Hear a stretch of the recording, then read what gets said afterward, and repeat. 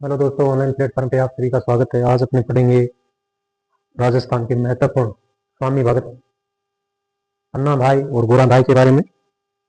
दोनों ही बहुत इंपॉर्टेंट है।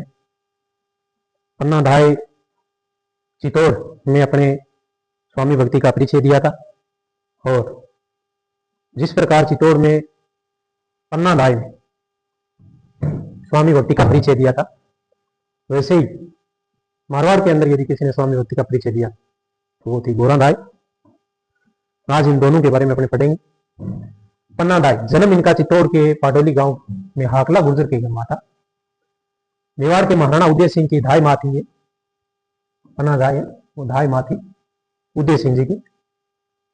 उदय सिंह जी जो था, इनके पिता का नाम महाराणा संग्राम सिंह जी और माता कर्मावती जो मायू को राखी भेजी थी और प्रसिद्ध इतिहास में। और संग्राम सिंह जी जिसको राणा सांगा के नाम से जाने जाते हैं, शरीर पे 80 घाव हो गए थे, फिर भी युद्ध मैदान में डटे रहे। बाबर के साथ में खानवा का युद्ध किया था। उनका ये पुत्र था उदय सिंह।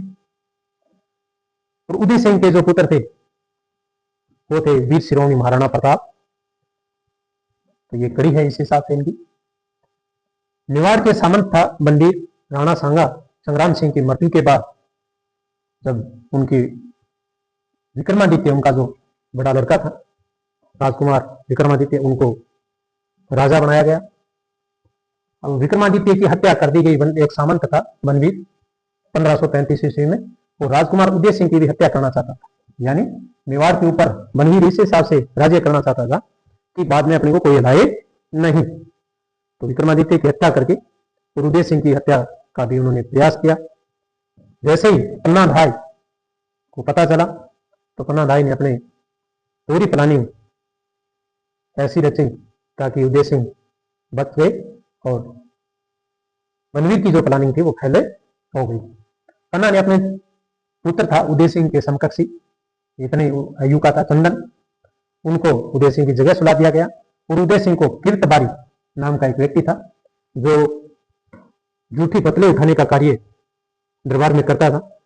उन कीर्तबारी को बुला करके पतलों से ढक करके उदय सिंह को बाहर भेज दिया और उनकी जगह चंदन को सुलाया गया। बनवीर नशे में दूत आता है और उनको उदय सिंह समझ के चंदन का वध कर देता है। इस हिसाब से उदय सिंह बच जाते हैं और पन्ना का जो पुत्र था चंदन, वो अपनी आंखों के आगे मरता है। तो कितना बड़ा बलिदान था पन्ना का। इसीलिए इनके बारे में कहावत भी प्रसिद्ध है कि हीरा पन्ना मोकड़ा, यानी हीरा पन्ना तो खूब है। पहाड़ और खदान को जब खोदते हैं तो हीरा पन्ना तो खूब मिल जाते हैं, लेकिन असली पन्ना नहीं मिलता। असली पन्ना कहाँ है? इनके लिए ये कहावत है कि हीरा पन्ना मोकड़ा खोदा कहान पहाड़, असली पन्ना तो जने माटी धर मेवाड़, माटी धर मेवाड़। यानी असली पन्ना तो माटी जो मेवाड़ की धरती है वहीं से मिला। स्वामी भक्ति, त्याग, बलिदान की मिसाल है पन्ना दाई। और इनके पति का नाम सूरजमल था। गोरा धाई, गोरा धाई का जन्म 4 जून 1646 ईस्वी को हुआ। जिस प्रकार पन्ना दाई ने उदय सिंह की रक्षा की थी मेवाड़ के अंदर और अपनी स्वामी भक्ति का परिचय दिया था, उसी प्रकार मारवाड़ के अंदर अजीत सिंह जी जो जसवंत सिंह जी के पुत्र थे, उनकी रक्षा के लिए इन्होंने भी, गोरा धाई ने अपना महत्वपूर्ण योगदान दिया और स्वामी भक्ति का परिचय दिया था। तो गोरा धाई, इनके पिता रत्नजी ताक थे और माली परिवार था और माता रूपा थी इनकी। मेवाड़ मंडोर के मनोहर गोपी भरावत के साथ में इनका विवाह हुआ।